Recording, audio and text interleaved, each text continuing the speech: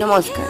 আজি হৈছে আমাৰ গাঁৱৰ ৪৬তম বিহু সন্মিলন। তাৰে প্ৰথম কাৰ্যসূচী হিচাপে ইয়াত পতাকা উত্তোলন কৰিলে। তাৰপিছত দ্বিতীয় কাৰ্যসূচী হিচাপে মুকলিকে বিহু নাচো প্ৰদৰ্শন কৰিলে।